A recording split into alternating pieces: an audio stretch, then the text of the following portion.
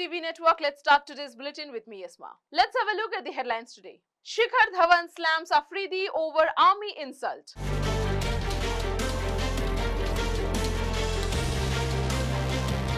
Banks closed April 29 to May 1st across states.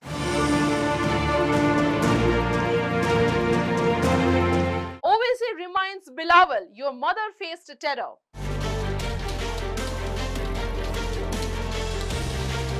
India labels Pakistan rogue state at UN.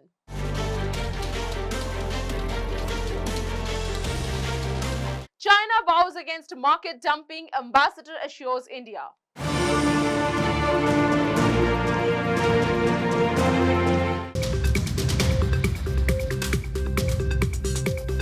Now the news in detail.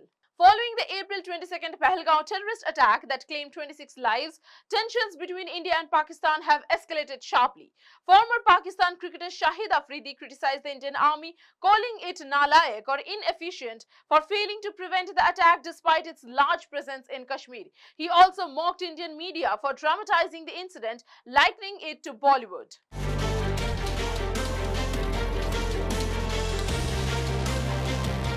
In response, Indian cricketer Shikhar Dhavan gave a strong rebuttal on social media, reminding Afridi of his Pakistan's past defeats and urging him to focus on his own country's progress. Dhawan expressed pride in the Indian army and condemns Afridi's baseless comments. Meanwhile, the Indian government, with backing from opposition parties, has taken several non-military actions against Pakistan, including suspending the Indus Water Treaty, closing the Atari border and revoking Pakistani visas. While military actions has not been formally discussed, it remains a possibility.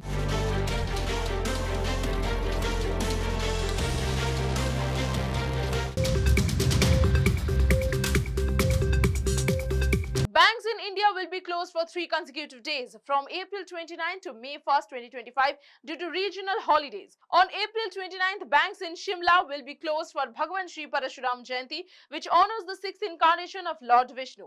On April 30th, banks in Bengaluru will be shut for Basava Jayanti, celebrating 12th century reformer Basavana, and for Akshaya Tritiya, a day linked with prosperity and good fortune.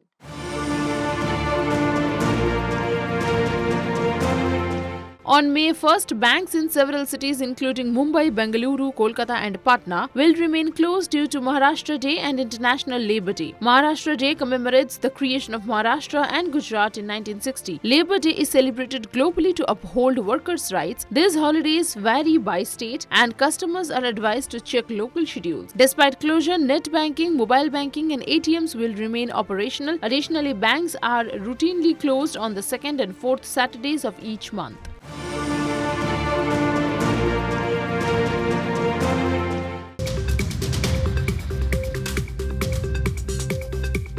AIMIM chief Asaduddin Owaisi strongly criticized Pakistani political Bilaval Bhutto Zardari for his inflammatory remark that blood would flow in rivers after India suspended the Indus Water Treaty.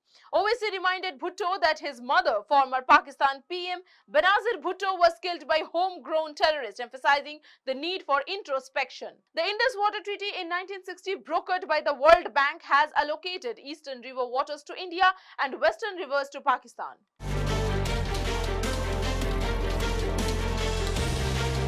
Following the April 22nd Pahalgaon terror attack in which 26 were killed, India has suspended the treaty and is exploring options to use western river waters. Bhutto accused India of blaming Pakistan for the attack to cover internal failings and claimed the Indus River belongs to Pakistan, escalating tensions. His comments have triggered sharp responses across India's political spectrum.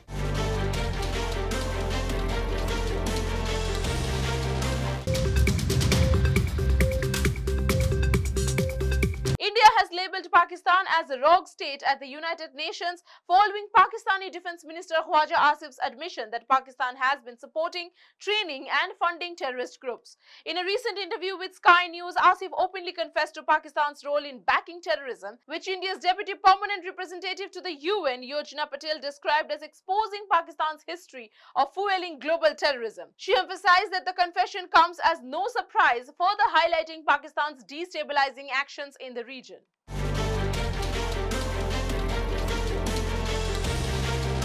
Patel also referred the recent Pahalgaon terrorist attack, which claimed 26 lives, noting that it marked the largest civilian casualties since 26/11 Mumbai attacks. India condemned terrorism in all its forms and expressed gratitude for global support in the aftermath of the attack. The Indian ambassador also highlighted the establishment of the Victims of Terrorism Association Network, or VOTAN, as a crucial step in providing a platform for victims and strengthening the global fight against terrorism.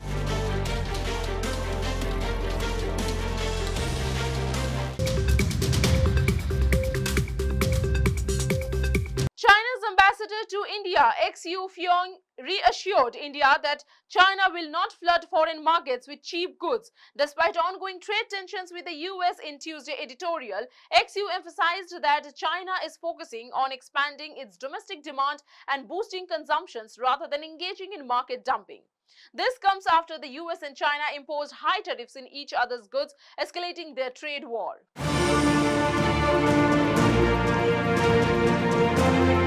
The fears of cheap Chinese goods flooding global markets have led countries like India to implement protective tariffs such as a 12% safeguard duty on steel imports to curb surges from China. Ex-EU reiterated that China follows World Trade Organization or WTO rules and would not disrupt other countries' industries. India has earlier placed restrictions on Chinese investment after a 2020 border clash, but both countries have shown willingness to rebuild ties and increase trade cooperation.